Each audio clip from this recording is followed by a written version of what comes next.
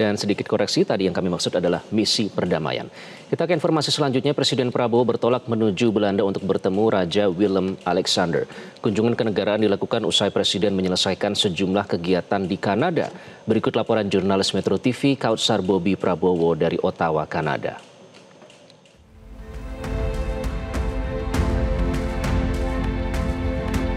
Presiden Prabowo Subianto telah menyelesaikan seluruh rangkaian kegiatan kenegaraannya di Ottawa, Kanada pada Rabu 24 September 2025.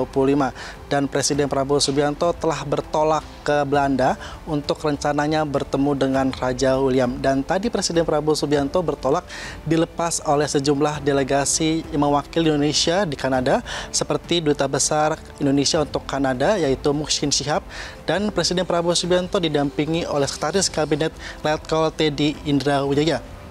Dan Presiden Prabowo Subianto tiba di Ottawa tadi sekitar 2 siang. Dan kunjungan pertama Presiden Prabowo Subianto di Kanada adalah menemui sejumlah diaspora yang berada di penginapan Presiden Prabowo Subianto. Dan setelah menemui diaspora, Presiden Prabowo Subianto menyempatkan bertemu dengan Gubernur Jenderal Kanada, yaitu Mary Simon, di mana kunjungan ini merupakan sebuah penghormatan bagi Presiden Prabowo Subianto karena kunjungan ini meskipun singkat namun ia dijamu oleh Gubernur Jenderal Kanada selaku kepala pemerintahan di Kanada. Dan ada sejumlah isu dalam pertemuan tertutup ini, salah satunya mengenai Palestina dan ada juga mengenai hubungan erat antara Indonesia dengan Kanada, di mana Kanada juga memiliki sikap yang sama, yaitu sebagai negara demokrasi dan kerap menyerukan isu-isu pluralisme. Setelah menemui Gubernur Jenderal Kanada, Presiden Prabowo Subianto bersama dengan Perdana Menteri Kanada Mary Crane menyaksikan penandatanganan kerjasama dagang antara Indonesia dengan Kanada atau yang disebut dengan Indonesia-Kanada Comprehensive Economic Partnership Agreement atau ICCPA. Dan tadi penandatanganan ini dilakukan oleh Menteri Perdagangan Budi Santoso dan dengan Menteri Perdagangan Kanada. Dan ada sejumlah isu-isu strategis yang dibahas dalam perdagangan antara Indonesia dengan Kanada, utamanya mengenai pembebasan tarif atau hambatan tarif 90% untuk seluruh komoditas Indonesia. Artinya ini membuka peluang besar bagi Indonesia untuk memasarkan komoditas potensi yang ada di Indonesia untuk disalurkan ke Kanada, utamanya dalam sektor kakao, karet, kertas, dan sejumlah komoditas lain yang dapat diekspor ke Kanada. Mengenai ICCPA ini pun merupakan kerjasama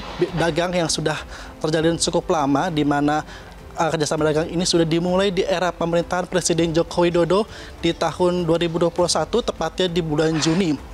Dan sudah dilakukan 10 kali pertemuan dan proses negosiasi pun berjalan selama 2,5 tahun. Dan pada November atau Desember 2024, kerjasama dagang ini sudah ditandatangani oleh Menteri Perdagangan Budi Santoso dan Menteri Perdagangan Kanada. Artinya substansi yang terkandung dalam ICCPA ini sebelumnya juga telah disepakati dan tadi sudah ditandatangani atau disahkan, dan diharapkan ICCPA ini dapat diimplementasikan pada tahun 2026. Dan dengan adanya ICCPA ini memberikan kepastian hukum bagi pelaku usaha yang ada di Kanada maupun yang ada di Indonesia untuk mengembangkan sayapnya untuk ke Kanada baik maupun ke Indonesia. Dan diketahui juga bahwa ICCPA ini menjadi strategi Indonesia di tengah kondisi ekonomi yang tak menentu dan di tengah penerapan tarif resiprokal oleh Presiden Amerika Serikat Donald Trump sebesar 19% kepada Indonesia. Dan diharapkan juga mampu menjaga pertumbuhan ekonomi Indonesia. Dari Ottawa, Kanada, Kautsar Prabowo melaporkan. Jelajahi cara baru mendapatkan informasi. Download Metro TV Extend sekarang.